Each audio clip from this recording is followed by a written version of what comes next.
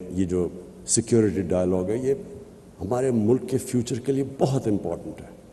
ہم نے کبھی اس طرح کی سیکیورٹی کے اوپر کوئی بات کی نہیں کہ ہمارے ذہن میں سیکیورٹی کا مطلب تھا فوج، اور ہم نے اس سے آگے کبھی سوچا ہی نہیں کہ سیکیورٹی ایکچولی ملٹی ڈائمینشنل چیز ہوتی ہے۔ سب سے بڑی اگر قوم میں انسیکیورٹی ہوتی ہے تو وہ تب جب اس کے ملک میں ایک چھوٹا سا جزیرہ امیر لوگوں کا ہو اور غریب کے سمندر کے بیچ میں ہو، یعنی جب ایک ملک کی پراسپیرٹی انکلوسیو نہ ہو وہ ملک ہمیشہ انسیکیور رہتا ہے۔ تو میں جب مدینہ کی ریاست کی بات کرتا ہوں مجھے بڑا افسوس ہوتا ہے کہ لوگوں کو اس چیز کانسیپٹ سمجھ ہی نہیں ہے مدینہ کی ریاست کیا ہے۔ وہ سمجھتے ہیں جی ووٹ لینے کے لیے بات کر رہے ہیں یا کوئی پتہ نہیں اسلام کو استعمال کر رہے ہیں پولیٹکس کے لیے، اس لیے کیونکہ لوگوں نے اسٹڈی ہی نہیں کیا وہ ماڈل۔ وہ ایک اتنا یونیک ماڈل تھا کہ ایک عظیم لیڈر نے وہ لوگ جن کی حیثیت ہی کوئی نہیں تھی ان کو اس نے اکٹھا کر کے دنیا کا عظیم سویلائزیشن بنا دیا۔ یہ تاریخ کا حصہ ہے، یہ کوئی میتھولوجی نہیں ہے۔ ہمیں پتہ ہے کہ وہ کب مدینہ تشریف لے کے آئے اور وہ کب دنیا سے گئے، یہ تاریخ کا حصہ ہے۔ وہ کتنے لوگ تھے پہلی جنگ میں اور 10 سال کے بعد وہ کیا تھے، وہ 20 سال کے بعد وہ سویلائزیشن کدھر تھا، 25 سال کے بعد 50 سال کے بعد سویلائزیشن کہاں تھا۔ یہ تاریخ کا حصہ ہے۔ وہ ماڈل کیا تھا؟ وہ ایکچولی یہ جو آپ کی نیشنل سیکیورٹی ہے یہ بالکل وہ اگر آپ ماڈل سمجھ جائیں وہی سیکیورٹی ہے ملک کی۔ انہوں نے دنیا کی پہلی ویلفیئر سٹیٹ قائم کی، پیسے بھی نہیں تھے ان کے پاس، کوئی دولت نہیں تھی، بڑے ہجرت کر کے آئے تھے، غریب لوگ تھے، لیکن انہوں نے ایک چیز ثابت کی کہ جب ایک قوم اپنے کمزور طبقے کا دھیان رکھتی ہے اصل میں سیکیورٹی وہ ہے، وہ سیکیور ہو جاتی ہے، قوم کھڑی ہو جاتی ہے، سب کا سٹیک ہوتا ہے قوم کے اندر۔ جب تک کہ ہر انسان کا سٹیک نہیں ہوتا آپ جتنے مرضی 22 کروڑ کا ہجوم ہے وہ انسیکیور رہے گی ہمیشہ۔ سیکیورٹی تب آتی ہے جب ہر شہری اپنی قوم کو اون کرتا ہے۔ فوج سیکیورٹی نہیں دے سکتی، لمیٹڈ سیکیورٹی ہے۔ سیکیورٹی دیتی عوام، عوام جب کھڑی ہو جاتی ہے قوم بن جاتی ہے، وہ سب سے طاقتور قوم ہے۔ چھوٹا سا کیوبا، سینکشنز کتنی لگیں، وہ کیسے سروائیو کر گیا؟ کیونکہ جو حکومت تھی دنیا کی بہترین فلاحی ریاست انہوں نے بنائی، ہر انسان کے لیے انہوں نے ایک ریاست نے سٹیک دے دیا کہ یہ آپ کی ریاست ہے۔ اور جب انہوں نے ویلفیئر سٹیٹ بنائی کچھ بھی نہیں تھا، کچھ بھی نہیں ہے ان کے پاس، کمپیئر کریں پاکستان سے، لیکن وہ کھڑے ہو گئے۔ تو ہمارا جو پاکستان کا سب سے بڑا انسیکیورٹی کا اب تک جس وجہ سے ہم انسیکیور ہیں، جو وجہ ہے وہ ہماری ان ایکول ڈیولپمنٹ ہے۔ ہمارے امیر غریب کے اندر فاصلے بڑھتے رہے، ہمارے ملک کے اندر ایک چھوٹا سا ایلیٹ نے کیپچر کر لیا ملک کی ریسورسز، اور ایلیٹ نے دوسروں کو کمپٹیشن کو آنے نہیں دیا، جو اصل انٹرپرینرز تھا ان کو اوپر نہیں آنے دیا۔ اس نے ساری ریسورسز، اور اس سے زیادہ ظلم کا نظام کیا ہوگا کہ چھوٹے سے ایلیٹ نے ایک انگلش میڈیم سسٹم لے آیا ایجوکیشن کا، اور ایجوکیشن سسٹم کر دیا، ایک اپارٹھائڈ بنا دی کہ جو صرف اچھی نوکری انگلش میڈیم، باقی عوام کے لیے سیکنڈری نوکریاں۔ تو سارا جو ہمارا سسٹم تھا ایجوکیشن کا، ہیلتھ سسٹم، وہ آہستہ آہستہ گورنمنٹ ہاسپٹل ڈیجنریٹ کر گئے، صرف پرائیویٹ ہاسپٹل میں لوگ جا کے اچھا علاج کروا سکتے تھے یا ملک سے باہر جاتے۔ اور وہی جسٹس سسٹم کے اندر بیچارہ غریب جب طاقتور کے سامنے آتا تھا اس کو جسٹس نہیں ملتا تھا، بے روزگار ہوتا تھا، اس کو کوئی اسٹیٹ کوشش نہیں کرتی تھی اس کی مدد کرنے کے لیے۔ تو ہمارا جو یہ نان انکلوسیو گروتھ ہے، میں اگر مجھے کہیں کہ ایک چیز پاکستان کی انسیکیورٹی میں جس کا سب سے بڑا ہاتھ ہے وہ یہ تھی، اور سیکنڈلی رول آف لاء۔ کوئی بھی دنیا میں معاشرہ اگر سمجھتے ہم کہ وہ ترقی کر جائے گا، وہ اپنے پوٹینشیل پہ پہنچ جائے گا، وہ رول آف لاء کے بغیر نہیں پہنچ سکتا. اور رول آف لاء بڑا سمپل ہے کہ جو معاشرہ طاقتور مجرموں کو قانون کے نیچے نہیں لا سکتا وہ معاشرہ کامیاب نہیں ہو سکتا.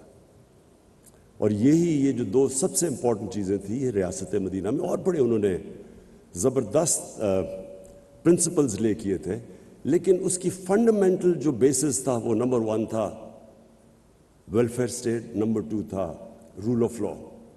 کیونکہ رول آف لاء بھی لوگوں کو اسٹیٹ کے ساتھ جوڑ دیتا ہے.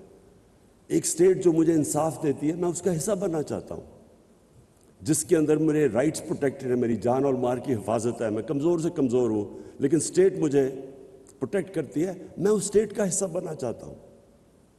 تو اگر آپ یہ دیکھیں ہندوستان کی تاریخ تو اوپر سے کانکررز آتے تھے نارتھ سے، ایک دفعہ وہ نکلتے تھے افغانستان سے اور قبائلی علاقے سے سیدھا دلی تک پہنچتے تھے. ریزسٹنس کوئی نہیں ہوتی تھی، ہونے نہ ہونے کے برابر تھی. کیوں نہیں لوگ ریزسٹ کرتے تھے؟ کیونکہ لوگوں کا سٹیک ہی نہیں تھا سسٹم میں. فیوڈل سسٹم تھا، اوپر جو بیٹھا ہوا تھا اس کو کوئی جو وہ چاہے کر سکتا تھا، نچلے والوں کے رائٹس ہی کوئی نہیں تھے.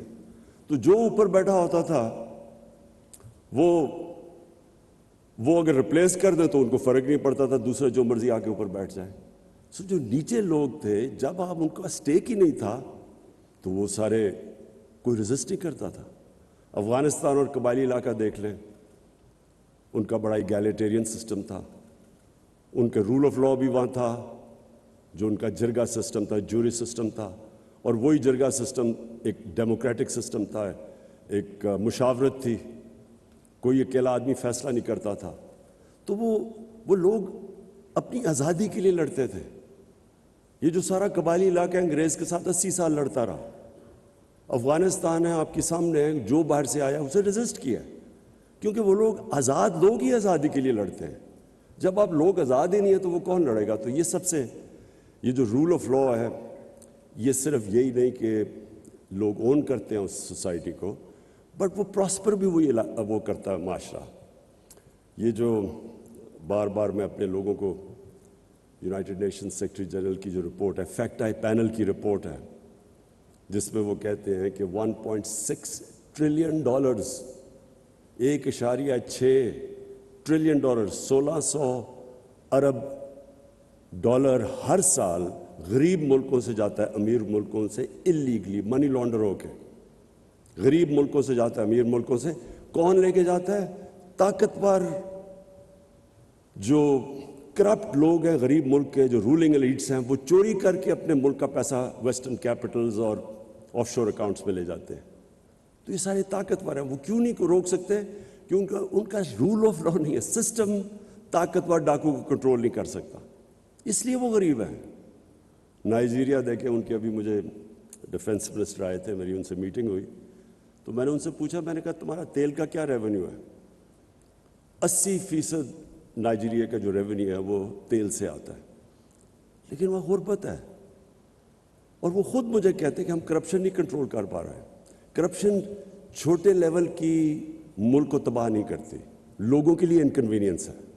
لیکن جو ٹاپ لیول کی کرپشن ہے، بیسکلی جو لوگ، جس طرح ہمارے نبی صلی اللہ علیہ وسلم نے کہا تھا کہ تمہارے سے پہلے بڑی قومیں تباہ ہوئی، طاقتور چوری کرے تو اس کو چھوڑ دو، غریب چوری کرو تو جیل میں ڈالو. تو بیسکلی یہ سیکنڈ میری ریزن ہے کہ جب تک ایک قوم رول آف لاء اسٹیبلش نہیں کرتی وہ ہمیشہ ونربل رہتی ہے، کیونکہ اکانومی اس کی کبھی تکڑی نہیں ہوتی. اور تیسری چیز خودداری، انڈیپینڈنٹ فارن پالیسی. یہ انڈیپینڈنٹ فارن پالیسی کیوں ضروری ہے؟ ہم اپنا پاکستان کی اپنی تاریخ دیکھ لیں. ہماری انڈیپینڈنٹ فارن پالیسی ہوئی نہیں. شروع میں تو اٹ میڈ سینس. ہمارے جب پاکستان بنا تو بینکرپٹ تھا، ریسورسز بھی نہیں تھی، ریفیوجی پرابلمز تھے. تو تب تو گورنمنٹ سے، جس طرح سیکنڈ ورلڈ وار میں مارشل پلان آیا یورپ میں کہ ایک بالکل ڈیوسٹیٹڈ سسٹم کے اندر تو آپ بورو کرتے ہیں یا ایڈ لیتے ہیں، لیکن جو ہماری ڈپینڈنسی ہو گئی اس کے اوپر، یہ سب سے بڑا نقصان ہوا ہے پاکستان کو۔ اگر مجھے کوئی کہنا کہ ایک آپ وجہ بتا دیں اس کے علاوہ رول آف لا اور انکلوسو گروتھ نہ ہونے کی وجہ سے، اگر مجھے آپ کہنا ایک اور وجہ ہے کہ ہمارا ملک کیوں نہیں اپنے پوٹینشیل پہ پہنچ سکا۔ 60s میں پاکستان سارے ایشیا میں مثال دی جاتی تھی ایز اے ڈیولپمنٹ ماڈل، تو کیوں نہیں ہوا؟ اس کی وجہ یہ تھی کہ ہمارے میں ڈپینڈنسی سنڈروم آ گیا۔ ہم نے اپنے اندر جو انسان کے اندر اللہ نے طاقت دی ہے وہ ہم نے کبھی ڈسکور کرنے کی کوشش نہیں کی۔ ایک انسان اپنی پوٹینشیل پہ تب پہنچتا ہے جب وہ ریزسٹنس کے سامنے کھڑا ہوتا ہے، جب وہ انسان پش کرتا ہے اپنے آپ کو، اس کے اندر سے اللہ کا اتنا جو پوٹینشیل دیا وہ نکلتا ہے۔ جس طرح ایک اللہ نے انسان کو بنایا ایسا ہے کہ اگر وہ بازو کو ریزسٹ کرے گا، ویٹس اٹھائے گا، بازو تکڑا ہو جائے گا، بازو کو استعمال نہ کرے وہ سوکھ جائے گا۔ وہی انسان کا جو اصل پاور ہاؤس ہے، اس کا مائنڈ، جتنا وہ ریزسٹ کرتا ہے اتنی وہ اپنے اندر ڈسکور کرتا ہے اللہ نے کیا صلاحیتیں دی ہیں۔ قوم کا بھی یہی ہے۔ قوم کے اندر جب یہی شروع میں آ جائے کہ جی اگر ہمیں ایڈ نہیں ملے گی تو ہم چلیں گے نہیں، تو پہلی معافی سے شروع کریں، وہ قوم نہیں کبھی بنی۔ قوم بنتی ہے جب ایک independent foreign policy, meaning foreign policy جو قوم کے مفادات کو پرائرٹی دیتی ہے، پھر آگے چیزیں آگے جاتی ہے اس کے۔ تو اب دیکھ لیں، کبھی ہم نے ایویلیویٹ نہیں کیا کہ ہم نے جب افغان جہاد میں شرکت کی تو اس سے ہم نے کیا کھویا کیا پایا، اس کی کبھی انڈیپینڈنٹ انالیسز نہیں ہوئی کہ ہم نے اپنی بالکل افغانستان کے لوگوں کی مدد کی، فورن آکوپیشن تھی، ان سے ظلم ہوا، ہم نے شرکت کی، لیکن کبھی ہم نے یہ نہیں ایویلیویٹ کیا کہ کیا ہم نے شرکت اس لیے کی کہ ہم افغانستان کے لوگوں کی مدد کرنا چاہتے تھے، یا ہم نے شرکت کی ڈالرز کی وجہ سے اور ایڈ کی وجہ سے۔ اس کی ہم نے صحیح معنی میں ایویلیویشن نہیں کی، کبھی ڈسکشن نہیں ہوئی۔ اور اگر آپ اس کی ڈسکشن کریں گے تو جو ہمیں ڈالرز ملے، میں آپ کو جب آپ اس کی ایویلیویشن کریں گے اس سے بہت زیادہ نقصان ہم نے اٹھایا۔ 5 ملین ریفیوجیز تھے پاکستان میں، پہلی دفعہ سیکٹیرین ملیٹنسی شروع ہو گئی پاکستان میں، اس کا اپنا جو ہمارے رول آف لا پہ امپیکٹ پڑا اور جو انویسٹمنٹ کی انوائرمنٹ کے اوپر امپیکٹ پڑا، وہ کسی نے نہیں اسیس کیا۔ پھر کلیشنکوفز، ڈرگز آ گئی مارکیٹ میں، بلیک کا پیسہ آ گیا، اس کا کیا امپیکٹ پڑا مارکیٹ پہ، کرپشن کیسے بڑھی۔ پھر جب ہم نے 9/11 کے بعد پھر سے ہم نے شرکت کی تو اس کا کیا امپیکٹ ہوا، میں نے کبھی کوئی انالیسز پاکستان میں نہیں سنی۔ اور کیوں؟ اس کی وجہ تھی کیونکہ جو ہماری ایلیٹ تھی اس نے شرکت کی اس میں، وہ تب بھی کی 80s میں، اپوزٹ چیزیں تھیں۔ 80s میں ہم کہہ رہے ہیں کہ جی ہم فورن آکوپیشن کے خلاف ہیں، 2000 کے بعد ہم کر رہے ہیں کہ نہیں جی اب فورن آکوپیشن کے بعد جو ریزسٹنس ہے وہ ٹیررزم ہے۔ یعنی ایک 180 ڈگری ٹرن کیا ایک ملک نے، اپنی پرنسپلز کو وائلیٹ کیا، اور اس کا جو پھر ہمیں نقصان ہوا، میں نے کبھی یہ نہیں دیکھا کوئی ایویلیویٹ کرے کہ پاکستان کو اس کا کیا فائدہ ہوا، کیا نقصان ہوا۔ جو ڈیوسٹیشن ہوئی پاکستان میں، جو ہمارا برانڈنگ ہوئی، مجھے یاد ہے آرٹیکل نکلا، the most dangerous place in the world، the most dangerous place in the world، اس ملک میں کیا اکنامکس ہوگی، کیا انویسٹمنٹ ہوگی۔ اس ٹائم پہ آپ ذرا دیکھیں، سب ہمارے سے آگے نکل گئے، انڈیا، بنگلہ دیش، ویتنام، کمبوڈیا، جن کے ہم قریب تھے، سارے آگے نکل گئے پاکستان سے۔ کوئی ایویلیویٹ ہی نہیں کر سکتا کہ ہم نے اس جنگ کی کیا ہمارا ضرورت تھی۔ اور ہر جگہ اگر آپ باٹم میں جائیں گے تو ہم نے ایڈ کے پیچھے فیصلہ کیا، ہم نے فیصلہ یہ نہیں کیا کہ ہمارے لوگوں کی بہتری کیا ہے۔ ہمیں ایک کسی اور ملک کے مفادات کے لیے ہم نے اپنے ملک کو قربان کیا، اور پھر ایویلیویشن بھی نہیں کبھی کی۔ تو اس لیے میں یہ بلیو کرتا ہوں کہ جس ملک کی انڈیپینڈنٹ فارن پالیسی نہیں ہے وہ کبھی اپنے لوگوں کے مفادات کی حفاظت نہیں کر سکتا. جو اپنے لوگوں کے انٹرسٹ ہے وہ کبھی نہیں ان کو ڈیفینڈ کر سکتا, اور پھر نہ ہی اس کی دنیا میں رسپیکٹ ہوتی ہے. ہم نے پوری کوشش کی اپنے 3.5 سال میں کہ پاکستان کی فارن پالیسی آزاد ہو, بلاک پالیٹکس سے ہم بچیں, ہم برانڈ نہ ہوں کہ ہم اس بلاک میں یا دوسرے بلاک میں. ہم صرف فیصلہ کریں کہ پاکستان کے 22 کروڑ لوگوں کے فائدے میں کیا چیز ہے, ہماری پالیسی صرف اس سے کرافٹ ہو. یہ نہ ہو کہ جو ہمیں ادھر سے حکم ملے تو ہم ادھر چلے جائیں. اور میں سمجھتا ہوں کہ جو پاکستان کو رسپیکٹ ملا ہے, کوئی انڈیپینڈنٹ اس کی ایویلیویشن کروائے کہ 3.5 سال میں جو پاکستان کی فارن پالیسی میں انٹرنیشنلی جو ہمیں رسپیکٹ ملا یہ کبھی پاکستان کو پہلے نہیں ملا.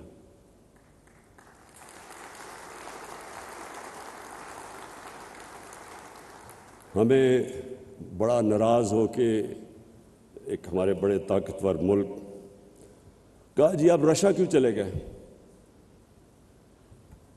ایک ملک کو کہہ رہے ہیں کہ آپ نے رشیا کا دورہ کیوں کیا ہے, اور غصے ہو گئے ہیں. ہندوستان جو ان کا ایلائی ہے کوڈ کے اندر, ان کا ایلائی ہے, اس کی پوری مدد کر رہے ہیں. وہ نہ تو صرف ہندوستان وہ روس سے نیوٹرل ہے, وہ ان سے تیل امپورٹ کر رہے ہیں جب ان کے اوپر کوشش کر رہے ہیں سینکشنز لگانے کی کہ رشیا کو پریشرائز کریں. اور میں آج بیان پڑھ رہا ہوں برطانیہ کی فارن سیکرٹری کا کہ جی ہم ہندوستان کو نہیں کہہ سکتے ان کی انڈیپینڈنٹ فارن پالیسی ہے, اٹس این انڈیپینڈنٹ کنٹری. تو ہم کیا ہیں, ہمیں تو صرف آپ وہاں کیوں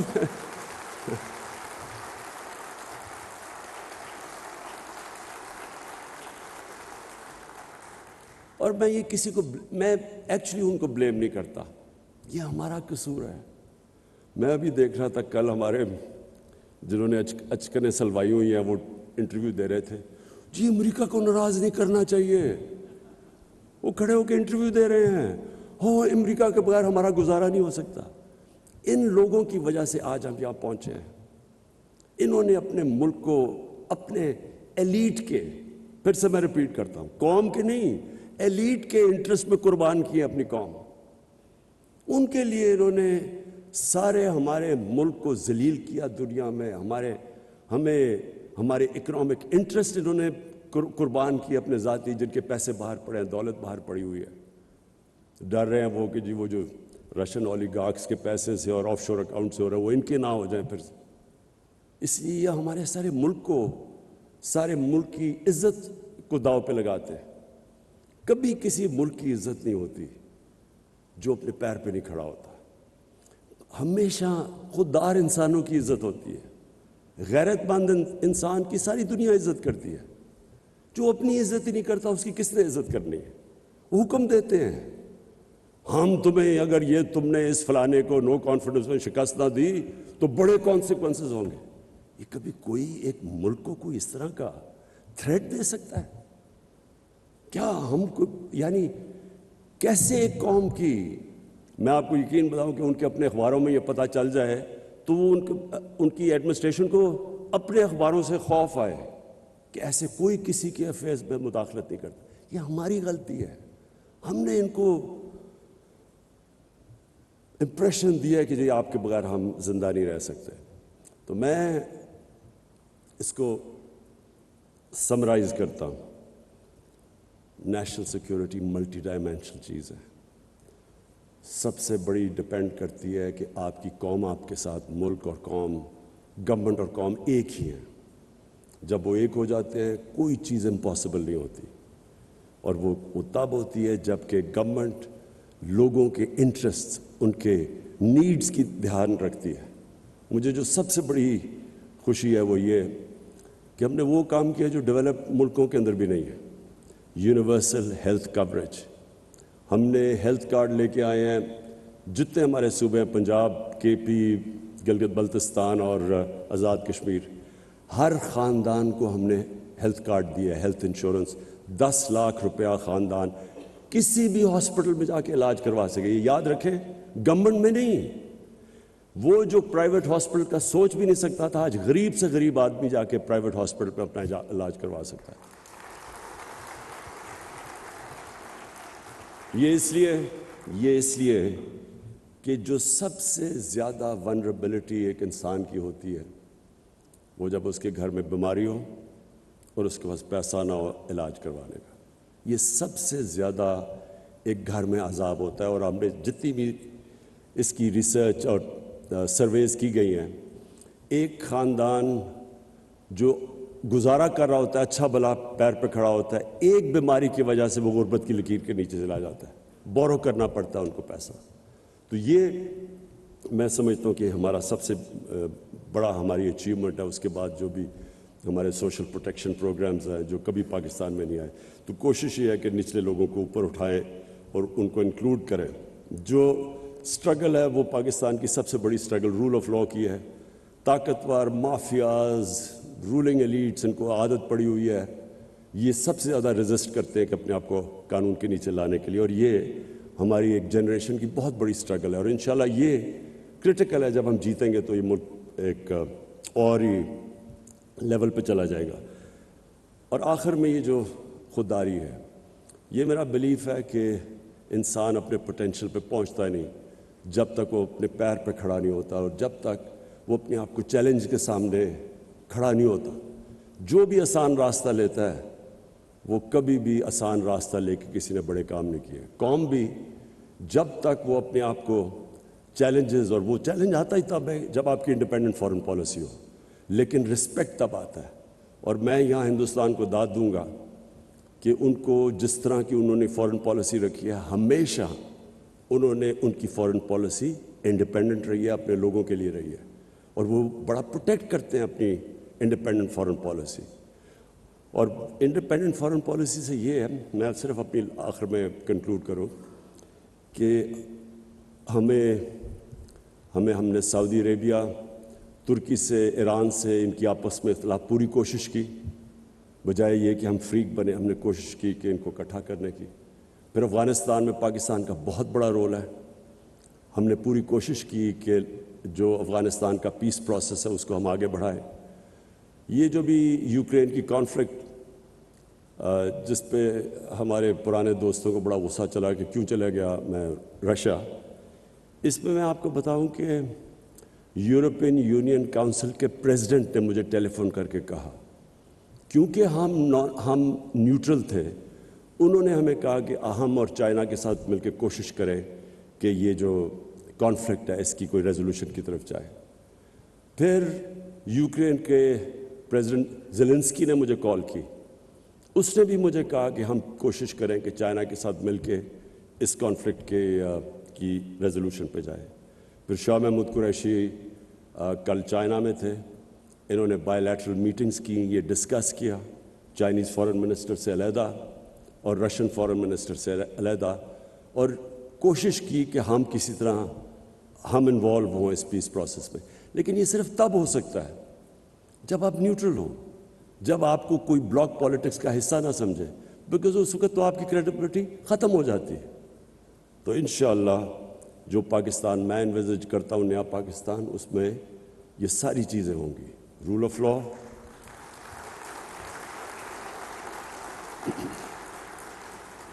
لاء، فلاحی ریاست جس میں انسانیت ہو، جس میں انکلوسیو گروتھ ہو، اور ایک انڈیپینڈنٹ فارن پالیسی جس کا صرف ایک مقصد ہو کہ ہمارے لوگوں کے انٹرسٹ کو پرائرٹائز کیا جائے۔ اور ہم کبھی بھی، یہ جو سب سے بڑا ٹریپ ہے، ایڈ کی وجہ سے، ڈالرز کی ایڈ کی وجہ سے اپنے لوگوں کے انٹرسٹ کمپرومائز نہ کریں۔ ایویلویشن کریں کہ آج تک جو ہم نے ایڈ لے کے پالیسیز بنائی ہیں اس سے ہمارے لوگوں کو کیا فائدہ ہوا یا کیا نقصان ہوا۔ اور میں آج آپ کو کہتا ہوں کہ سب سے بڑی قیمت ہماری عوام نے اٹھائی ہے۔ جب ہم نے ڈالرز لے کے کانفلکٹس کے اندر حصہ لیا ہے تو قیمت تو ہماری عوام نے اٹھائی ہے۔ ایلیٹ جو چھوٹی سی تھی، جن کے بینک اکاؤنٹس بھی باہر ہیں، آف شور اکاؤنٹس، ان کو تو فائدہ ہوا ہوگا، لیکن پاکستان نے لوز آؤٹ کیا۔ تو میں معید آپ کو پھر سے اینڈ میں سیکیورٹی ڈائلاگ کا کی خراج تحسین پیش کرتا ہوں. یہ بڑا زبردست آپ نے کام کیا سارے اسٹیک ہولڈرز کو، تاکہ ہمارا ایک کنسنسس بنے سارے ملک میں کہ جو ہمارا سیکیورٹی کا جو روڈ میپ ہے وہ سب اسٹیک ہولڈرز اس کو اون کریں. شکریہ.